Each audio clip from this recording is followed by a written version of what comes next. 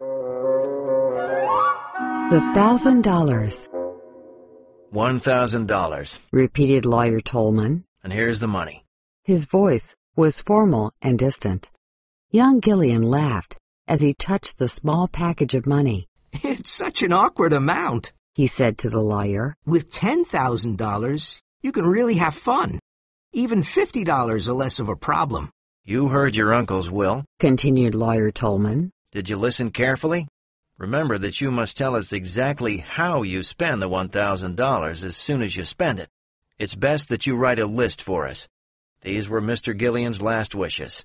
Of course I will, said the young man politely. Perhaps I'll need a secretary to help me write the list. Gillian put the small package of money into his coat pocket and went to his club.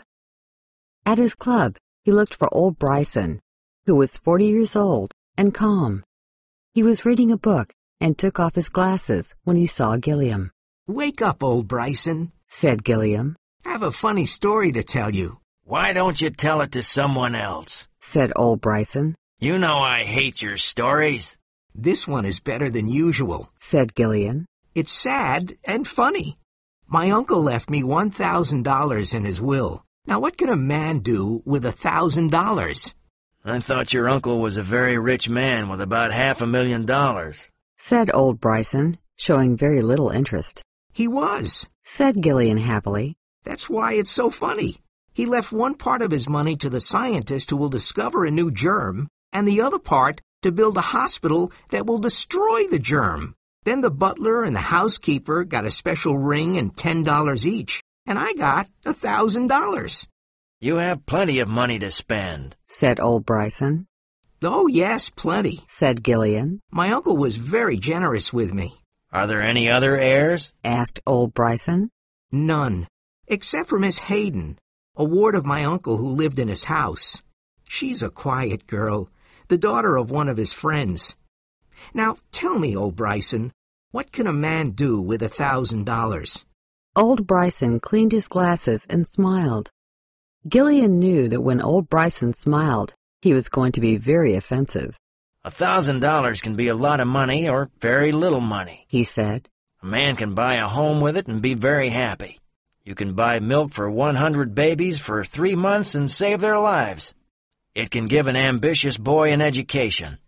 A man can buy a real Corot painting. You can also live well in a New Hampshire town for 2 years. But you, Bobby Gillian, can do only one thing.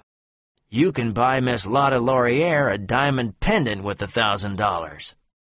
Thanks, said Gillian. I knew you could solve the problem. Gillian phoned for a taxi. He said to the driver, Please take me to the Columbine Theater. Miss Lotta Laurier was getting ready for her performance. When she saw Gillian, she said, What is it, Bobby? I have a performance in 2 minutes. This won't take 2 minutes. Would you like a little pendant? I can spend $1,000 on it. Oh, all right, said Miss Laurier. Where is my hat? Bobby, did you see the necklace Della Stacy was wearing the other night? It cost $2,200 at Tiffany's. But, all right. Miss Laurier, you're on stage in a minute, cried the manager of the theater. Gillian returned to his taxi. What can a man do with $1,000? He asked the driver. Open a saloon, said the driver immediately. I know a perfect place for a saloon where I could make lots of money and... Please drive until I tell you to stop, said Gillian. They drove down Broadway, and Gillian saw a blind man on the sidewalk. He was sitting on a chair and selling pencils. Gillian got out of the taxi and stood in front of him. Excuse me, he said, but what can you do with $1,000? You just got out of the taxi, didn't you? asked the blind man. Yes, I did, said Gillian. I think you must be a gentleman if you ride a taxi during the day. Take a look at this, please. He took a small book from his coat pocket and gave it to Gillian. Gillian opened it and saw that it was a bank deposit book.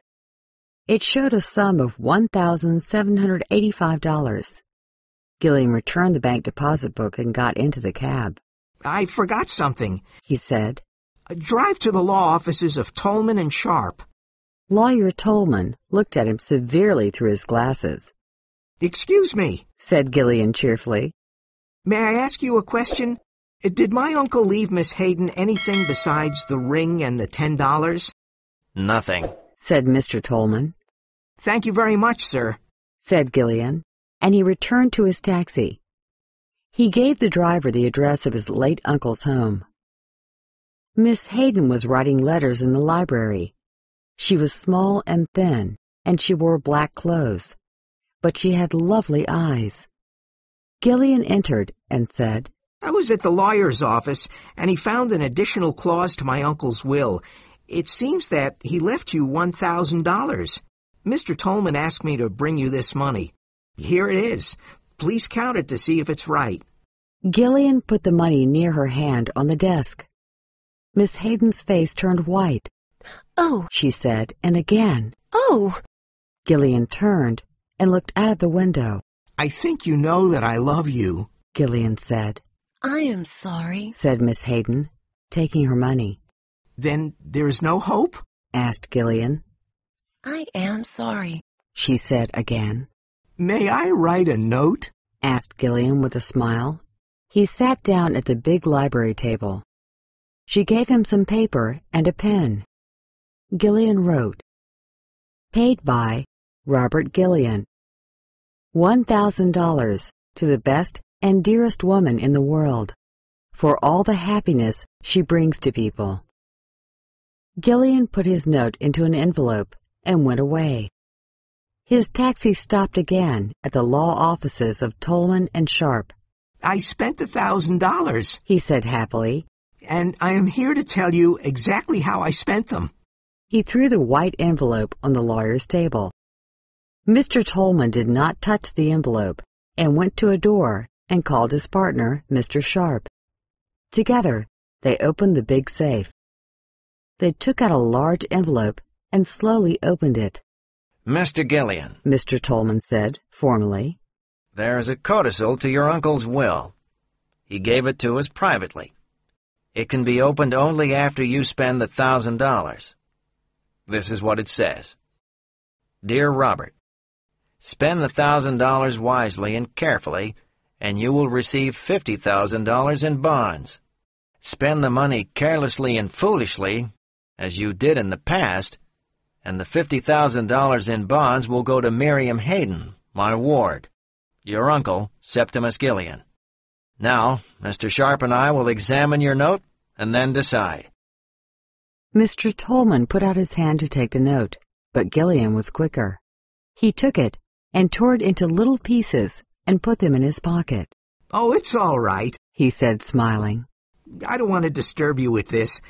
I lost $1,000 at the horse races. Good day to you, gentlemen."